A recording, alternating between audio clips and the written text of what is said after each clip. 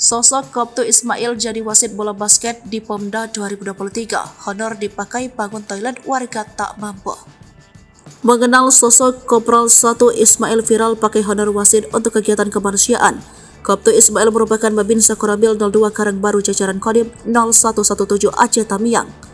Koptu Ismail tak hanya berprofesi sebagai TNI namun juga seorang wasit. Dilansir dari serbanews.com, Babinsa Koramil 02 KB, Koptu Ismail seperti baru-baru ini terpilih menjadi wasit cabang olahraga bola basket pada Pekan Olahraga Mahasiswa Daerah 2023 di Universitas Maliku Saleh, Lokseumawe. Adapun honor yang didapat nantinya akan digunakan untuk membangun toilet ataupun memperbaiki rumah keluarga yang tidak mampu di Aceh Tamiang. Terpilih Koptu Ismail sebagai wasit di event daerah ini terbilang berprestasi. Pasalnya prajurit ini menjadi satu-satunya wasit asal Aceh Tamiang yang dikirim untuk memimpin pertandingan cabang olahraga bola basket Pomda 2023. Hal ini pula tidak terlepas dari lisensi wasit yang telah dikantongi sudah berstatus B2. Kebetulan saya salah satunya wasit di Aceh Tamiang yang memiliki lisensi B2. Makanya saya bisa dilibatkan dalam event Pomda, jelas Koptu Ismail.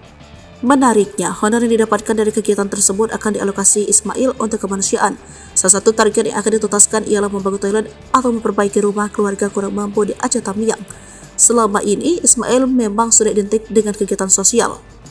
Bahkan sebelum menjalankan tugas sebagai wasit Pomda 2023, ia masih sempat menyelesaikan pembangunan warung untuk anak yatim di Kampung Landu Aceh Tamiang.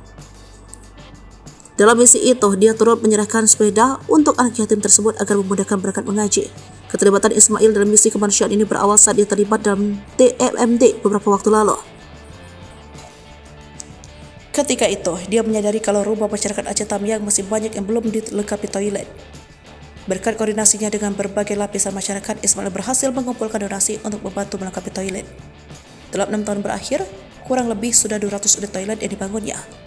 Misi kemanusiaan ini kemudian berkembang dengan program perbaikan rumah yang sudah mencapai 10 unit, pembuatan warung 20 unit, sepeda motor roda 3 untuk penyandang disabilitas 1 unit, sumber bor 8 buah, balai pengajian 3 unit, dan menara masjid 1 unit.